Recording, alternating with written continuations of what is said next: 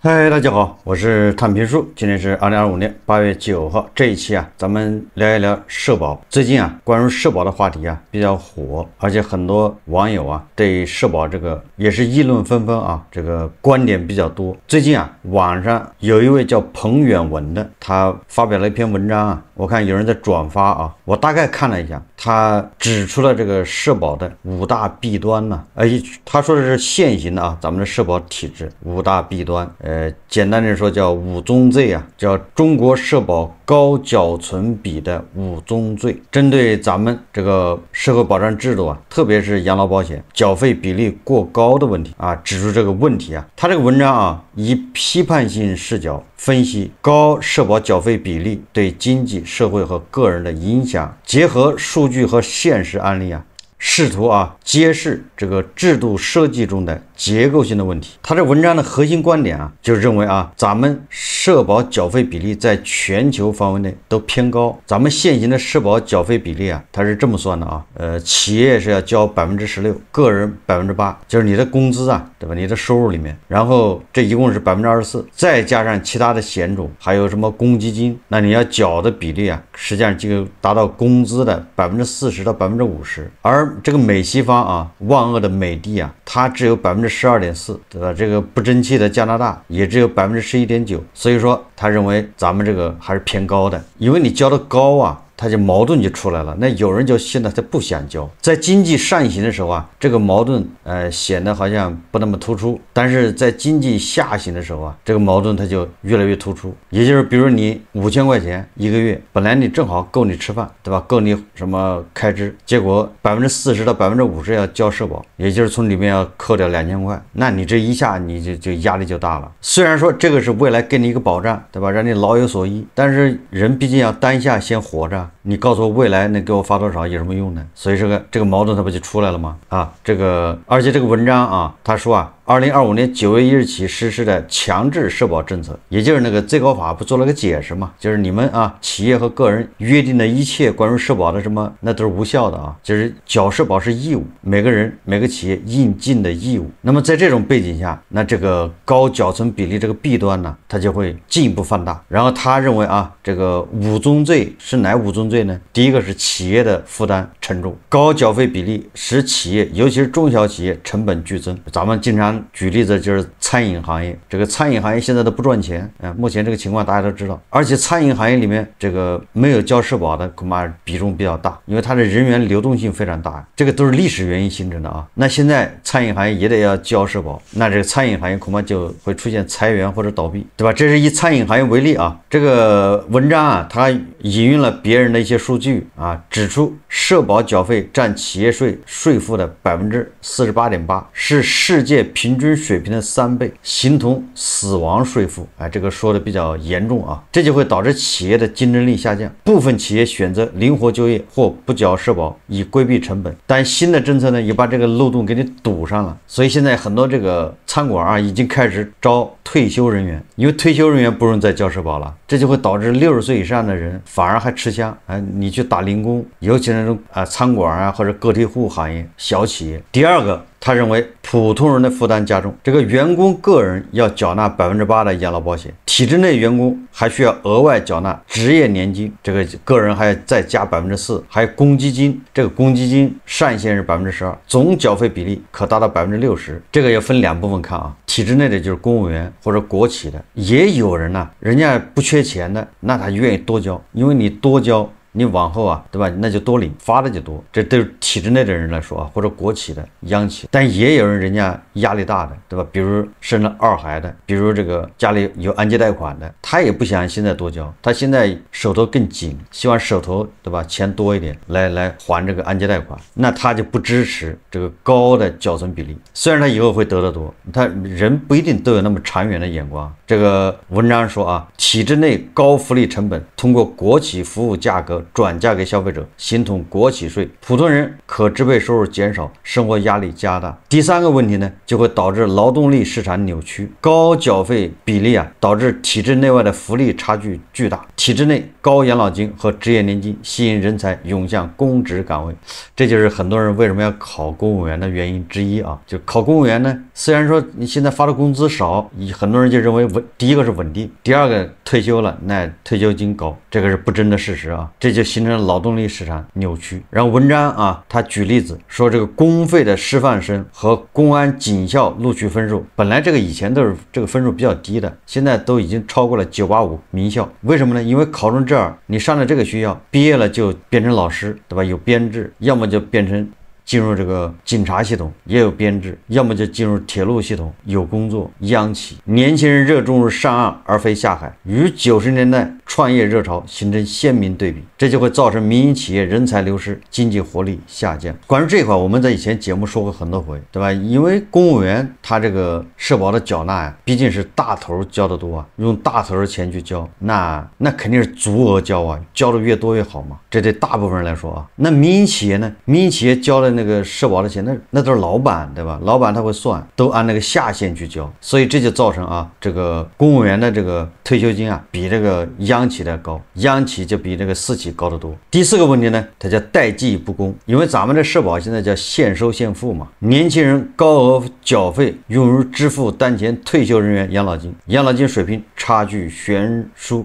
现在网上有一个这个段子的吧，说我在城里面打工拧螺丝养活类似于胡一静老师这样的，对吧？月退休工资2万，但是我自己的父母还在农村，老无所依，老无所养，大概这个意思说的确实让人感觉到很悲凉对吧？他每个月在城里面打工拧螺丝，他要交1000多或者2000的社保，那这个钱反正我们就理解成这钱不就是给胡一金老师发退休金了吗？现收现付嘛，对吧？结果自己的父母在家里面没有退休金，或者就是一个月100多，对吧？这种说法能在网上流传，能引起共鸣，它本身就说明了问题。所以说你看这个养老金的水平，咱们只是说大概一个数那体制内退休的差不多一个月至少6000，企业职工呢只有3000，农民对吧150、160，有的多的220，再多一点的300，就这样，这中间差距比较大，对吧？这个对社会情绪的影响也比较大。所以这文章说他说体制内高替代率，也就是80%到100%，与年轻人未来低回报形成代际掠夺。第5个问题呢是阻碍制度改进。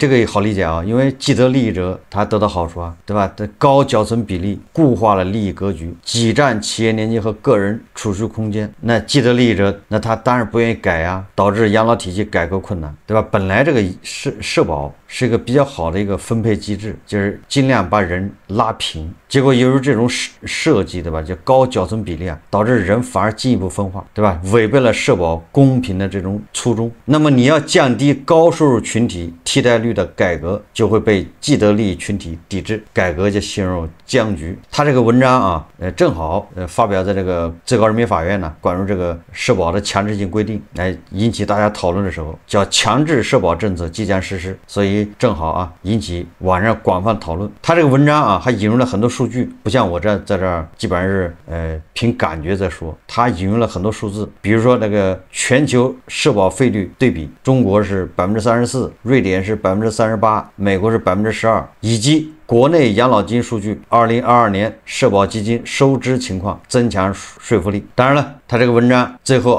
他认为咱们现在这种缴费比例、缴费的制度加重了企业和个人负担，建议改革社保制度，以平衡公平与效率。关于社保这个，我们也谈过很多回了网上各种讨论。说来说去都是担心这个社保叫入不敷出，实际上这是大家普遍关心的一个问题。确实现在社保压力非常大，因为大家都会算账嘛。既然你叫现收现付，那就好算账了，对吧？现在有多少人在交，现在多少人在领，对吧？一年要领多少钱，一年要交多少钱？如果交的钱越来越多，领的钱少，那这个池子的钱就越来越多，大家交钱的人呢，他心里就放心。如果交钱的人少，领钱的人多，这个池子里的水干了，入不敷出，那后面人交的人他就担心了，我交了，等到我老了领的时候没了，是不是逻辑？就是大家都会想这问题。所以说9月1号开始实施的啊，也不是叫实施啊，就是这个所有的雇工有雇工的企业都必须为员工缴纳社保，而且规定啊，此前任何形式不缴纳社保的约定全属无效。这是最高法的解释，就是你员工告企业一告一个准，而且你还交这个叫补偿和赔偿。所以很多人就纳闷啊，他说在当下这么艰难的时候，对吧？企业都感觉日子难过，过不下去，要关门的时候，用工单位的压力本来就大，你这个时候相当于对吧，又给他增加了更大的压力，为什么还要一刀切，强行推行新规呢？那你只能认为啊，有理由相信社保的压力更大。我们有句老话叫两害相权取其轻，一边是企业压力大，一边是社保压力大，现在是社保压力大到远远比企业压力大，所以呢只好啊两害相权取其轻，你企业多担吧，履行你该履行的义务吧。为什么说社保的压力大呢？根据中国养老金精算报告显示啊，2020年城镇企业职工登记参保人数为2.76亿人，退休人数是1.06亿。什么意思呢？就是咱们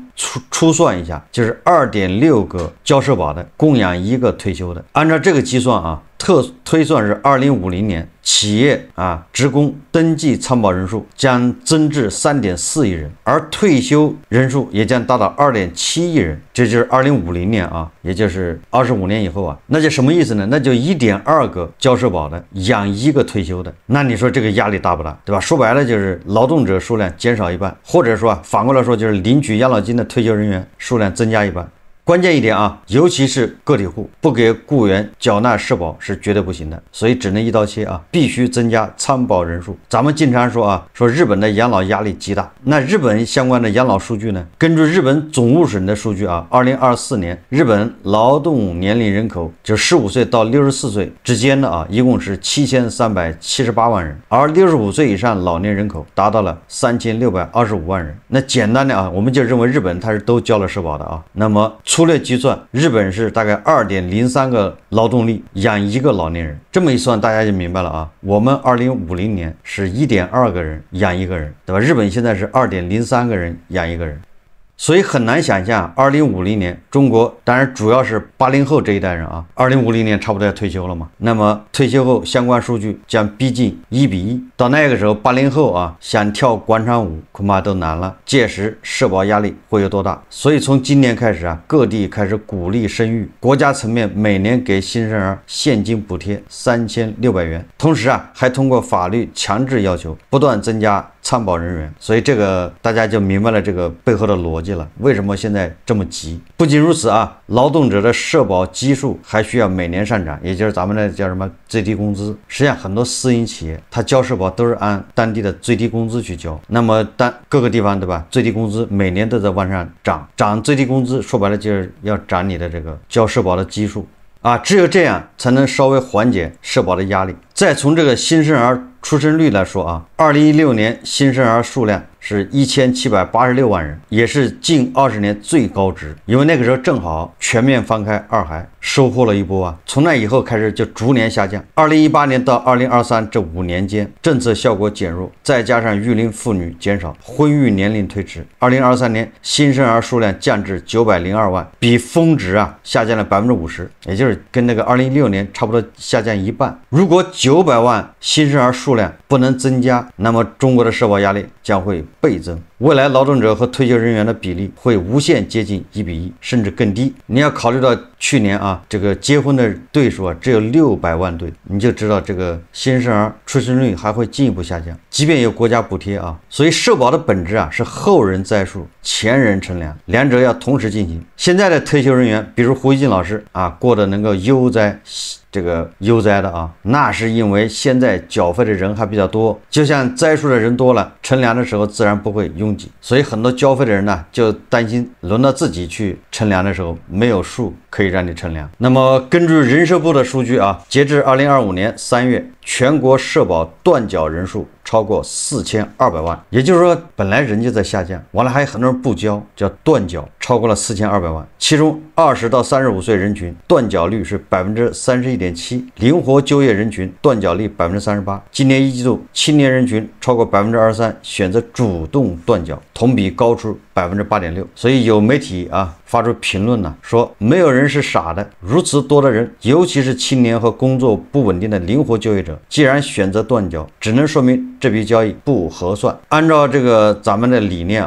交社保是为了老有所依，是社会最基础的福利，不应该有人拒绝，但是仍然有这么多人自愿不参保，这是非常诡异的。其实早在2019年，全国社保征收权就已从人社部移交到税务部，就是以前的这个社保征收是人社部，现在由税务部门一把收了，说这本质上就是从制度上要把这部分钱当税来收。另外一组数据根据国家统计局发布的2024年国民经济和社会发展统计公报数据，全国完整缴纳五险的人数最多有2.47亿人，交齐五险一金的最多只有1.7亿人，这个都是国家统计局给的数字那你反过来算呢？全国7.3亿劳动人口，至少有4.88亿人没有完整的社保，占比超2%，对吧？这只有1/3的人才社保交齐了。当然了，如果不算8000万体制内人员，体制外劳动人口拥有完整社保的比例则只有25%，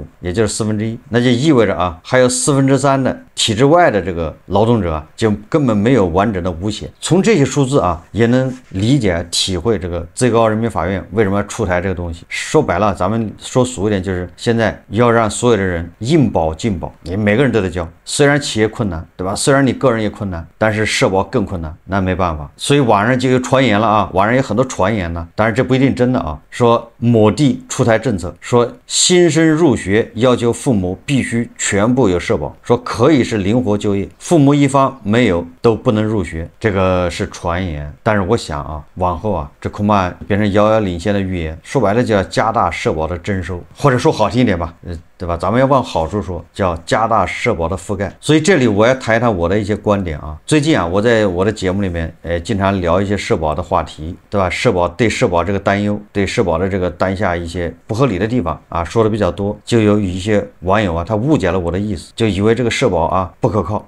这我在这里面再说一遍如果你不打算润出去，对吧？你就打算在这儿耗着，那交纳社保是你是唯一不多的作为韭菜作为牛马的福利之一，对吧？你也不要去想那些什么以后社保有亏空，对吧？一个大窟窿补不上，等到你退休的时候社保没钱了，这个不是你考虑的问题。我还是那个观点只要你有钱，对吧？你不是吃不上饭，那你一定要去缴纳社保。你说我现在吃饭都没钱，那就算了，不要到时候后悔。目前来说社保恐怕是你以后唯一能够有点尊严，能够体面的活着这个为数不多的保障之一。你想象一下，如果你老了，对吧？退休了之后没有退休金，你没交社保吗？完了之后你也没什么存款，或者有存款吧，那存款很容易被人骗了，或者被人花了，或者你自己把它花了，你养老怎么办？对吧？你生病了怎么办？如果你有社保，对吧？你有养老金，你每个月，对吧？国家固定的给你发多少钱打到你卡上，你就不用看别人的脸色，对吧？你就不需要别人来接济你，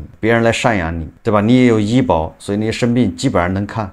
如果你没有医保，没有社保，对吧？那你就得靠子女，你给子女增加很大负担，对吧？子女相亲一听说你们家，对吧？父母还没社保，那完了，人家就不跟你了，就相不上，这完了老了还得养他没有退休金嘛。所以我在这重申一下我这个观点不变的你如果不打算润出去，你就在这耗，那么你只要有点条件，对吧？你就应该去交社保，不要想太多，对吧？咱们说这个社保的问题归问题，不要到时候后悔。实际上咱们是呼吁对吧？社保这块要进行改革，对吧？让它变得更加公平。怎么公平呢？首先一个因为咱们这个改革开放40年，对吧？很多事情都是历史积累遗留下来的，确实不能太极端，说一刀切。作为社会福利作为一种保障，普惠性的一种社保嘛，它不就是保障普惠性的政策啊，未来啊，也就是要就像我们现在给农民一个月发150、160，对吧？还有专家建议要发到300，发到500，有的甚至发1000一个月。农民，对吧？现在退休农民过去他没有交过社保，对吧？但是作为一个普惠政策，因为农民他是做过贡献的，这个逻辑大家都懂吧？虽然他没有交社保，那是历史原因形成，那个时候还没有让农民交社保，对，但是农民交公粮啊，农民他并没有闲着，不都是在劳动吗？不都是在为国家做贡献吗？所以我们不能因为农民没交社保，所以他老了没有退休金，对吧？所以我们建议要给农民发到300，要逐渐涨到500，涨到1000。按照这个思路啊，实际上我们应该啊把这农民要扩大，也就是说啊，你只要是达到退休年龄，那么不管你以前有没有交社保，对吧？作为你是国家社会的一份子，你应该有个最低的一个保障。假设是300块，跟农民一样，或者180，就是你即便你以前没交社保，你也最低有个180的这个社会保障。当然这个180是300还是500，这个可以去商量，这叫普惠性，对吧？这个叫公平。为什么这么说啊？我举个例子，比如你现在是个外卖小哥，现在很多外卖小哥他没有交社保啊，他是灵活就业，他有的人交，有的人不交。那你说外卖小哥他没有给社会做贡献吗？他一天跑50单、100单，他本身就是在做贡献，对吧？这对 GDP 那都是促进啊，他自己也是个消费者。现在啊，只要消费就是为社会做贡献。咱们提倡消费啊，要提振消费啊，对吧？作为一个外卖员，他家里还养着孩子，还要上学等等啊，他都在花钱，花钱就是在做贡献，对吧？他也在跑，虽然对吧，他没钱交社保或者什么历史原因导致的，那他到了退休年龄就应该像农民一样的这个待遇啊，给他最低的一个退休金啊，这是第一个原则，这不就公平了吗？第二个原则呢，就是国家强制社保这一块要追求大家差不多，你不能拉得太多，少的300，多的3万，我觉得这个差距太大，对吧？我们只说个大概啊，就是说最低是300的话，那么通过国家社保这一块，强制性社保这一块，那么你能拿到的退休金啊，最少的是300的话，那最多的，对吧？天花板那就是1万。我只是举这样的例子啊，不要严格的说1万，这具体是1万还是8000还是12000，那可以测算嘛。也就是国家强制社保这一块，然后给每个人发的工资啊，差距不能太大。这个本来是一个公平的东西，结果你导致，对吧？差距差个10倍，这也说不过去。退休金嘛，对吧？这个人工作中啊，他创造了很大的价值，那在他的工资里面已经体现了。退休了他就，对吧？那就创造价值没有都不创造价值，你就不应该给大家这个差距拉得太大。所以这个啊，我建议，对吧？比如说最低的发300，那最高的发8000，下有一个托板，上有一个压板，天花板。这样的话，一是公平，对吧？二让这个社保支出啊变得有可持续性，这样也降低，对吧？那些交社保的人的压力，因为咱们现在现收现付嘛，你付的越多，你就意味着交的人要交的越多。好，那第三个就是什么意思？第三个就是，那像胡一静老师这样的人，对吧？我希望我退休的时候工资拿得高一点，你这个发8000太少，那没有关系啊，提倡他买商业保险，对吧？你用商业保险来弥补你到时候退休金，因为你商业保险是你自己拿私人工资去买，对吧？你上班的时候你的贡献大，你的工资多你就有那个财力啊，对吧？你去买商业保险，你买了很多商业保险，到时候你退休的时候，对吧？国家这一块给你发8000，然后你自己商业保险呢给你发2万，你一个月28000，这个我觉得就体现了公正公平。但是现在你看啊，根本就不是这样，现在完全体现的就是不公平，对吧？胡一静老师交的这个社保，他没有交多少，但是他现在比如一个月2万，但是这2万我再重申一下，咱们都是估算的啊，他实际多少咱也不知道，也可能1万多。总之就是他退休金不低，实际上他以前交的不多啊，对吧？他现在拿的是不低，这个中间这个差价是现在还在上班的人，还在交社保的人在交啊。所以说啊，说来说去就是社保现在有点变味儿了。社保应该体现一个是公平，一个是保障，叫普惠性，对吧？就是基本上把所有人都保障上。第二个体现公平，就是社保不是让你在这儿找优越感的，对吧？我比你多得多，对吧？我是老师，我退休就是1万多啊，你是外卖小哥，你退休就是300，这个尽量避免。你要想多拿退休金，那你自己买商业保险。所以这个社保啊，要一个公开，一个是叫公平，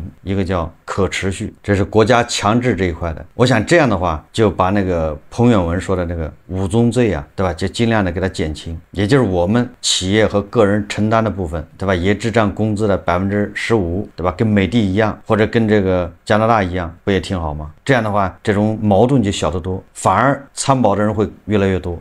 国家强制社保这一块啊，尽量减轻企业还个人的负担。那如果对吧，因为人口结构的原因啊，历史原因导致的，那它有可能就会出现缺口，就是突然对吧？你比如说上个世纪60年代的人，他的人口就是多啊，哗啦一下退休了，对吧？导致咱们现在整个就是人口老龄化，新生儿就减少，这是人口结构导致的。那怎么办呢？导致社保有亏空，有缺口。这个时候不应该向企业和个人加大征收力度，对吧？这个就是制造矛盾了。这个时候应该从大头那儿怎么样去节约，对吧？大头你不该花的钱不要花了，对吧？那些没有产出的投入不要再投了，铺张浪费，对吧？要停止。把大头的钱转移一部分进社保。好，这期节目咱们就聊到这里，感谢大家收看。如果喜欢我的节目，欢迎订阅转发，也可以在下方留言评论，谢谢大家。